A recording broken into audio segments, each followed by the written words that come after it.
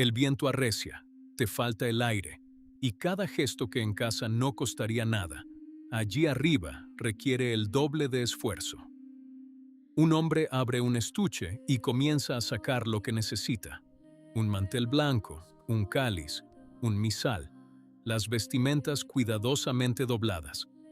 A su alrededor, una veintena de personas se quitan los guantes y se arrodillan sobre la roca desnuda. Debajo de ellos, donde debería estar el valle, solo hay un mar de nubes. Nadie llegó allí por casualidad y nadie llegó sin sufrir. Caminaron durante días con solo lo esencial en sus mochilas y cada mañana comenzaban su día exactamente así. Lo que está a punto de ocurrir en esa piedra es exactamente lo que a ese mismo sacerdote, 2 meses antes y a miles de kilómetros de distancia, se le había prohibido hacer dentro de una iglesia con todas las reservas hechas. La montaña es el Kilimanjaro. La cima se llama Pico Uhuru, 5.895 metros sobre el nivel del mar, el punto más alto de todo el continente africano. El sacerdote es el padre João Silveira, portugués, quien antes de ingresar al seminario estudió ingeniería química en Lisboa y luego teología y derecho canónico en Roma. Hoy es misionero y su profesión es muy específica. Abre apostolados para la liturgia antigua en países donde aún no se celebra. Es sacerdote desde 2022. En la montaña le acompaña Michael Matt, del grupo Remnant, junto con un grupo de unos 20 peregrinos. La ascensión a la cima duró aproximadamente una semana, por etapas. Nunca se presentó como una expedición de montañismo, y eso lo cambia todo. Desde el primer día, se declaró como lo que era: una peregrinación católica con su lema en latín, Adveniat Regnum Mariae, o Venga el Reino de María. El primer día, incluso antes de partir, Matt anota en su perfil que la caminata comienza con la misa antigua. Cada mañana siguiente, empieza de la misma manera, y solo después de la bendición, el grupo retoma el camino. En la mochila de alguien, encajada entre el saco de dormir y las botellas de agua, también hay una estatua de la Virgen María. Nuestra Señora asciende al campamento base, escribe Matt debajo de una de las fotografías. Y esa frase por sí sola dice mucho sobre el tipo de expedición que fue. 2 meses antes, ese mismo sacerdote estaba en España. Acompañó a un grupo de peregrinos que llegaban de Estados Unidos en calidad de capellán. Esos peregrinos asisten regularmente a misa según el rito antiguo y habían pedido expresamente ser acompañados por un sacerdote que la celebrara para ellos. La capilla estaba reservada. Todo se había organizado con antelación, como suele ocurrir en cualquier peregrinación organizada desde lugares lejanos. Entonces llegó la noticia. La misa requería la autorización del obispo, y Silveira acudió personalmente a la curia episcopal para solicitarla. La respuesta le llega a través del vicario general y no deja lugar a interpretaciones. Esa misa está prohibida en esta diócesis. El obispo de Ávila es Jesús Rico García, nombrado por Francisco en 2023. Y Ávila no es una ciudad cualquiera. Es la ciudad de Santa Teresa, uno de los destinos de peregrinación más famosos de toda España. Ese día, la misa se celebró igualmente, pero no en la capilla que se había reservado y acordado hacía tiempo. Se celebró en una habitación de hotel, con peregrinos de Estados Unidos arrodillados entre las camas, en la ciudad de la gran reformadora carmelita. Tampoco se trata de un caso aislado, y esto es lo que agrava aún más la situación.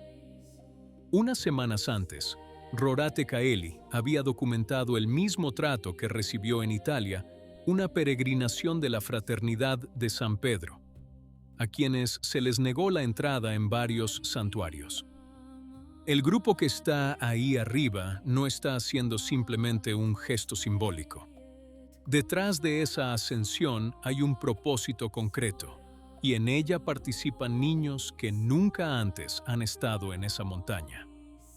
Los peregrinos están recaudando fondos para la misión católica en Tanzania, y en particular para una organización específica que tiene nombre y dirección. Es una casa de estudios dedicada a San Benito, donde algunos jóvenes tanzanos se forman para el sacerdocio. Actualmente, aún está incompleta. Necesitamos dormitorios, necesitamos aulas y necesitamos una capilla. Precisamente eso es lo que falta, y por eso una veintena de personas están subiendo a pie hasta los 6.000 metros. Según los organizadores, una iniciativa anterior en la misma montaña ya había recaudado más de $100,000 para ese proyecto. Esta no es la primera vez que se asciende a esa montaña con este fin.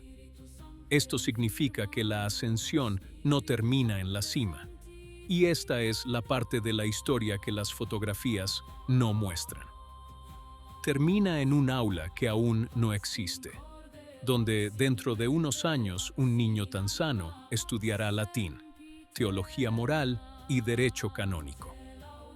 Matt también relata un detalle que nadie del grupo esperaba tener que anotar.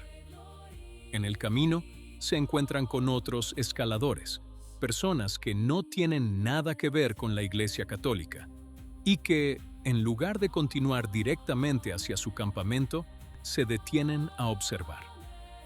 Ninguno de los miembros del grupo había considerado que una liturgia en latín, celebrada por un sacerdote con ornamentos litúrgicos sobre una losa de piedra, pudiera ejercer algún atractivo sobre personas que subían esa montaña por razones completamente diferentes y sin el más mínimo interés religioso.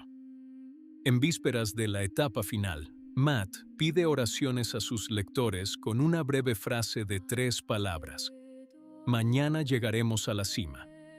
El 9 de agosto, según informa Gloria.dwe, se celebrará una misa en la cima, el punto más alto de todo el continente africano, ante un altar improvisado. En este punto hay 2 posibles interpretaciones, y lo mejor es presentar ambas. El primero es el que está circulando estas horas junto con las fotografías y que se puede leer en cada comentario. Según cuenta, una liturgia considerada por muchos como una reliquia del pasado es llevada al punto más alto de un continente por 20 personas que costean el viaje de su propio bolsillo. Y afirma que, en ese mismo periodo, en el corazón de la Europa católica y en la ciudad de Santa Teresa, las puertas de una capilla que ya había sido reservada y acordada se cerraron para esa misma liturgia. La segunda lectura comienza al otro lado del banco y plantea sus propios argumentos. Un obispo diocesano tiene jurisdicción sobre la liturgia en su territorio, y las normas vigentes le otorgan un margen de maniobra considerable para tomar decisiones. Cabe añadir que la diócesis de Ávila no ofreció ninguna explicación pública sobre la decisión, ni en aquel entonces ni posteriormente. Ante su ausencia, solo se conserva la declaración difundida por el vicario general. Y esa frase no se refería a formularios faltantes, solicitudes tardías o procedimientos a seguir. Se refería a la misa en sí, y decía que está prohibida en esa diócesis. Ambas escenas existen, separadas por 2 meses y miles de kilómetros, y de ambas permanecen imágenes. Una habitación de hotel en Castilla y una losa de roca sobre un mar de nubes. En la roca el frío sigue azotando y el aire sigue costando el doble. El hombre que abrió la vitrina ya ha terminado y está volviendo a guardar el cáliz, el misal y el mantel blanco.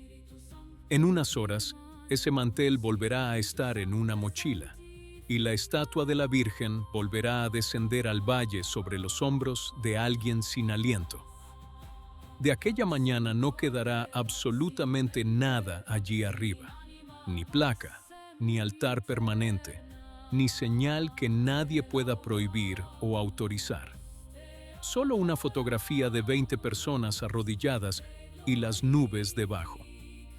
¿Qué opinas? Si te gustó el video, comenta amén. Que Dios te bendiga.